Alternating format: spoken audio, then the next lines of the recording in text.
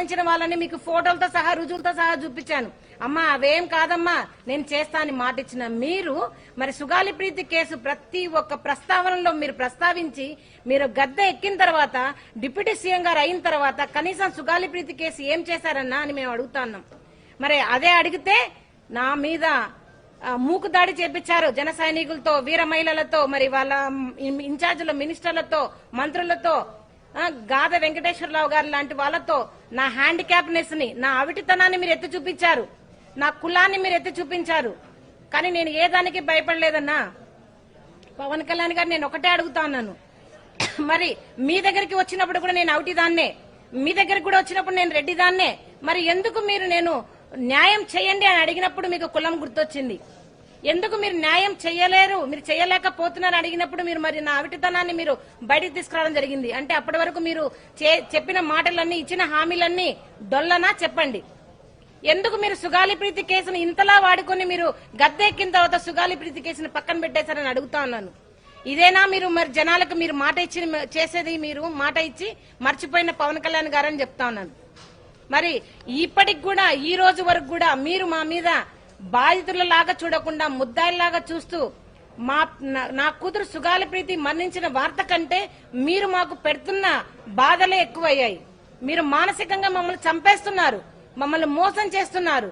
ఇప్పటికి కూడా ఈ కూటమి ప్రభుత్వంలో కొంచెం కూడా మరి చలనం లేదు. మరి పవన్ కళ్యాణ్ గారు నిలదీయాల్సినది 2019 నుంచి 2024 వరకు జగన్మోహన్ రెడ్డి గారిని మీరు అంతగా నిలదీశారు కదా, మరి అదే దాంట్లో ఒక 10% అన్నా మీరు కూటమి ప్రభుత్వాన్ని ప్రశ్నించి ఉంటే ఈ రోజు నా కూతురు కేసుకు ఒక సొల్యూషన్ వచ్చేది.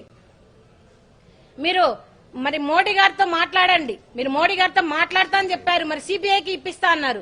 మరి మీరు చేసిన హామీలు ఎక్కడికి పోయినాయి? ఎందుకు మీరు సుగాలి ప్రీతి కేసును ఇంతగా మీరు మోసం చేయాల్సి వచ్చింది? కేవలం మీరు డిప్యూటీ సీఎం రాజకీయాల కోసమే మీరు సుగాలి ప్రీతి కేసును వాడుకొని మమ్మల్ని మోసం చేశారు. మీరు ఇప్పుడు ఒప్పుకోండి, మీరు సుగాలి ప్రీతి కేసును వాడుకొని మాత్రమే మీరు డిప్యూటీ సీఎం అయ్యారని ఇప్పటికైనా మీరు ప్రెస్ మీట్ పెట్టి చెప్పండి. అన్నా మేము ఏ ఆస్తులు అడగడం లేదు, మేము ఏ హోదాలు అడగడం లేదు, మేము ఏ సీట్లు అడగడం లేదు. కేవలం మీరు పిలిపించుకొని 2019లో మాట ఇచ్చారు, అమ్మ మేము చేస్తాము, మీ కేసుకి న్యాయం చేస్తాము, ఫస్ట్ కేసు సుగాలి ప్రీతి కేసే అన్నారు. కానీ ఇప్పటి వరకు 24 నెలలు గడిచినా కూడా మీకు అసలు కొంచెం కూడా చలనం లేదు.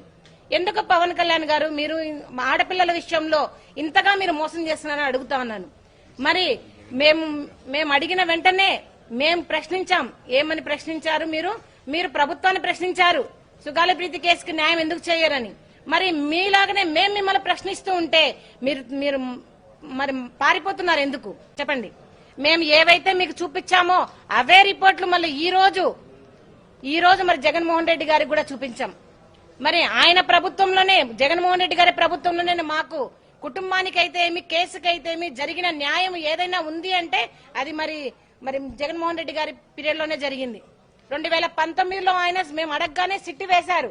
సిట్టులో అడిషనల్ ఎస్పీ రమాదేవి గారి ద్వారా సిడిఎఫ్డి ద్వారా అమ్మాయికి రేప్ జరిగిందని, అత్యాచారం జరిగిందనే రిపోర్ట్ ని బయటకు తీసుకొచ్చారు. ఆ రిపోర్ట్ ని మీరు ఇప్పుడు దాచిపెడుతున్నారు ఎందుకు చెప్పండి? మీరు అక్కడ క్లియర్ కట్ గా సిడిఎఫ్డి రిపోర్ట్ లో డిఎన్ఏ ఈల్డ్ అయిన తర్వాత మీరెందుకు ఈ ప్రభుత్వం మరి అధికారంలో ఉండి కూడా సిట్టు వేయలేకపోతున్నారు? అధికారులను ఎందుకు మీరు పిలిపించి మీరు ఇంటరాగేట్ చేయకుంటున్నారు? మరి మీరు నటి జత్వాని కేసులో అయితే కనుక పెద్ద పెద్ద పోలీస్ ఆఫీసర్లను మీరు ఇంటరాగేట్ చేస్తున్నారు, జైలు పంపించారు. మరి సుగాలి ప్రీతి కేసులో ఎందుకు అలాంటి చర్యలు తీసుకోవట్లేదు? గిరిజన బిడ్డ అని మీరు ఏమన్నా అలా చెప్తున్నారా? లేదంటే కనుక మిమ్మల్ని ఎవరు అడిగే వాళ్ళు లేరని అడుగుతున్నారా? చెప్పండి. పవన్ కళ్యాణ్ గారు ఇప్పటికైనా కూడా మీరు కేవలం నేను రాజకీయం కోసమే సుగాలి ప్రీతి కేసును వాడుకున్నారని మీరు ఒప్పుకోండి. లేదా ఇప్పటికైనా చలనం తెచ్చుకొని నా కేసులో పురోగతి ముద్దాయిలను పట్టించండి. నేను వాళ్ళని మిమ్మల్ని చంపమని చెప్పడం లేదు, అధికారికంగా మిమ్మల్ని చట్టపరంగా తీసుకోమని చెప్తున్నాం. ఏదైతే అధికారులు 2017 నుంచి 19 వరకు తెలుగుదేశం పార్టీకి సంబంధించిన అధికారులు ఏదైతే ఉన్నారో కేసులకి తారుమారు చేశారో ఆ అధికారులను పట్టుకొని మీరు ఇంటరాగేట్ చేసి కేసును ఎందుకు ఇంతగా మీరు నీరుగార్చారనే ప్రశ్నలు మీరు వేసి వాళ్ళని ఇంటరాగేట్ చేసి మా కేసుకు న్యాయం చేయండి అడుగుతున్నాం. మరి అదేవిధంగా మరి మీరు చెప్పారు, గాద వెంకటేశ్వరరావు గారితో మీరు అనిపించారు, మీరు ఆ కులం కాదు కదట, మీరు రెడ్డి గారి కులం గంట కదా, మీరు జగన్మోహన్ రెడ్డి గారి కులం అంట కదా, పోయి అక్కడ ఆఫీస్ లో మీరు ధర్నా చేసుకోండి అన్నారు. గాదా వెంకటేశ్వరరావు గారు, మీకు మీడియా ప్రముఖంగా చెప్తున్నాను, మేము రెడ్డి కులం చెందిన వాళ్ళని ఇప్పుడు కాదండి, మీ పవన్ కళ్యాణ్ గారికి కూడా చెప్పాం. నేను వికలాంగురాలు కాదని చెప్పలేదు, వికలాంగురాలని మీ పవన్ కళ్యాణ్ గారికి కూడా చెప్పాం. మీ పవన్ కళ్యాణ్ గారి ముందరే ఇవన్నీ కూడా చూపించాము. మరి అప్పుడు చెప్పని మీరు ఇప్పుడు ఎందుకు రెడ్డి ప్రస్తావన తీసుకొస్తున్నారు, ఎందుకు కుల ప్రస్తావన తీసుకొస్తున్నారు? ముద్దాయిలను మీరు కాపాడడానికి బాధితులమైన మా మీద మీరు ఇలాంటి మాటలు మాట్లాడి మమ్మల్ని మానసికంగా మమ్మల్ని చంపారనుకుంటున్నారా? మేము 2025లో నా కూతురు ఎక్కడైతే మరి మేము పూడ్చామో అక్కడి నుంచి వీల్ చైర్ యాత్ర చేస్తామని చెప్పేసి మేము పేపర్ ప్రకటన ఇచ్చాము. అదేవిధంగా మేము మీకు కూడా మీ ఆఫీస్ కూడా ఇచ్చాము. ఇచ్చిన తర్వాత కూడా మీరు పర్మిషన్ ఇవ్వకపోగా మేము మీ వీల్ చైర్ యాత్రలో నాకు జరిగిన అన్యాయం, మీరు చేసిన మోసాన్ని నేను ప్రజలకు తెలియజేస్తానని చెప్తానని చెప్పేసి 300 మంది పోలీసులతో మమ్మల్ని మీరు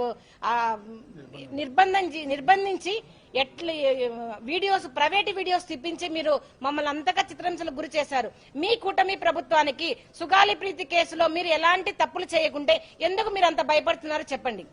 ఒకవేళ నిజంగా మీకు అలాంటి భయం ఏమి లేకుంటే మాకు వీల్ చైర్ యాత్రకు పర్మిషన్ ఇవ్వండి. మీకు జరగబోయే నష్టం ఏంటి? నాకు జరిగిన అన్యాయం ఏ సుగాలి ప్రీతి ఇంకొకరింట్లో సుగాలి ప్రీతి లాంటి అమ్మాయిలకు జరగకూడదనే నా ఈ ఉద్దేశంతో చేస్తున్న ఈ వీల్ చైర్ యాత్ర మీ ప్రభుత్వానికి ఏమి అడ్డం చెప్పండి, ఏమి ఆటంకపరుస్తున్నారని మీరు నా స్వేచ్ఛను మీరు కాల రాస్తున్నారు చెప్పండి. పవన్ కళ్యాణ్ గారు మీకు ఒకటే చెప్తున్నాను, మరి మీరు కూటమి ప్రభుత్వంతో మీరు మీరు మీరు ప్రశ్నించి నా సుగాలి ప్రీతి కేసుకి న్యాయం చేస్తారా, లేదా ఇదే ప్రెస్ మీట్ లో మీరు ఒప్పుకోండి, లేదు కేవలం సుగాలి ప్రీతి కేసు నేను ఓట్లకు మాత్రమే వాడుకున్నాను, ఆ అమ్మాయికి న్యాయం చేయడానికి కాదు అని మీరు ఒప్పుకోండి. మరి మీరు అన్నారు జగన్మోహన్ రెడ్డి దగ్గరికి, మీరు అన్నగారి దగ్గరికి ఎలా వెళ్తారు, మేము ఎలా పంపిస్తాము అని మీరు గాదా వెంకటేశ్వరరావు గారితో నాకు మీరు వార్నింగ్ ఇప్పించారే, బయటికి ఎలా వస్తారో చూస్తామన్నారే. మరి ఈ రోజు వచ్చాను, మరి జగన్మోహన్ రెడ్డి గారిని కలిశాను. ఆ అన్నగారు చూపించిన ఆప్యాయత, ప్రేమ కానివ్వండి, అసలు ఆ కేసు గురించి ఇప్పటికీ కూడా మర్చిపోలేదు అన్నగారు. మన ఆ పీరియడ్ లో జరిగిన 2019 నుంచి మరి జగన్మోహన్ రెడ్డి గారు వచ్చిన పీరియడ్ లో జరిగిన ప్రతి ఒక్క చర్య కూడా ప్రతి ఒక్క రిపోర్టు కూడా అన్నగారికి చూపించడం జరిగింది. అన్నగారు ఇప్పుడు అదే చెప్పారు, మేము మీకు అండగా ఉంటాం, మా లీగల్టీ మీకు అండగా ఉంటుంది, మీకు ఏదైతే అనక రావాల్సిన ఎస్సీ ఎస్టీ యాక్ట్ ప్రకారం బెనిఫిట్స్ ఏదైతే ఆపేశారో దాన్ని కూడా మనం పోరాటం చేద్దామని చెప్పడం జరిగింది. మరి అదే విధంగా సిబిఐ కూడా ఎందుకు తీసుకోదు, ఈ సిడిఎఫ్డి ఏదైతే అనక జగన్మోహన్ రెడ్డి గారి పీరియడ్ లో వచ్చిన ఈ ఇన్వెస్టిగేషన్ సిటీలో వచ్చిన ఈ సిడిఎఫ్డి రిపోర్ట్ ను ఎందుకు మీరు లోపల బయట పెట్టడం లేదు అని ఈ ప్రభుత్వాన్ని ప్రశ్నించడం జరుగుతా ఉంది. మరి జగన్మోహన్ రెడ్డి గారు మరి మాట ఇచ్చారు, అమ్మ ఖచ్చితంగా మాట ఇస్తున్నాం, అందరిలాగా కాదు, ముఖ్యంగా పవన్ కళ్యాణ్ గారి లాగా మాట ఇచ్చి మర్చిపోయే ప్రసక్తే లేదు, మీకు ఖచ్చితంగా న్యాయం జరుగుతుందని మరి నాకు అన్నగారు భరోసా ఇవ్వడం జరిగింది.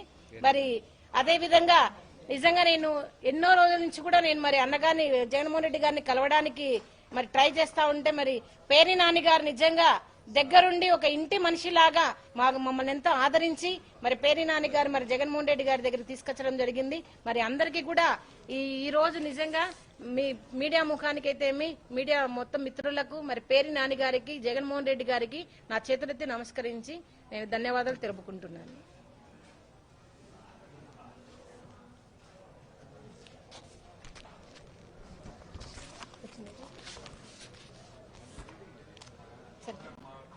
మాట్లాడతారా మీరు? మాట్లాడండి, మీరు మాట్లాడండి, నేను మాట్లాడకండి.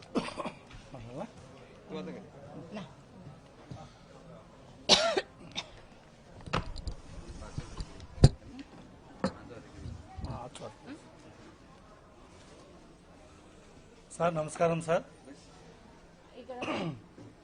ఇక్కడికి విచ్చేసినటువంటి ఎలక్ట్రానిక్ మీడియా సోదరులందరికీ, పత్రికా సోదరులకు నమస్కారం. ముఖ్యంగా ఈరోజు మేము చాలా శుభదినం.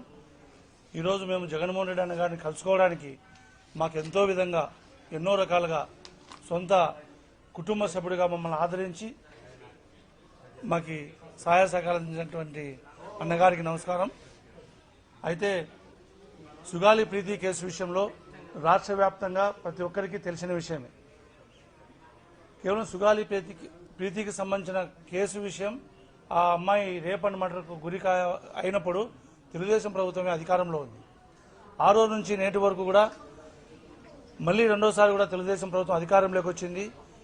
ఆడబిడ్డలంటే చాలా ప్రేమ ఆప్యాయతలు ఒలకబోసే పవన్ కళ్యాణ్ సినిమాలో డైలాగులు చెప్పడానికి పనికొస్తారు కానీ నిజంగా పేదవాడికి, గిరిజన మహిళకి, ఆడబిడ్డకి జరిగిన అన్యాయాన్ని మనసుతో, మానవత్వంతో చూసి న్యాయం చేసేటువంటి పరిస్థితుల్లో పవన్ కళ్యాణ్ గారు లేరనేటువంటి విషయాన్ని బల్లగుద్ది చెప్తున్నాం.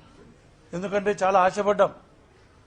సినిమాల్లో మాదిరే మాయలు మర్మాలు చేసి మాకు న్యాయం చేస్తాడనుకున్నాం. కానీ అవన్నీ ఒట్టి బూటకాలే.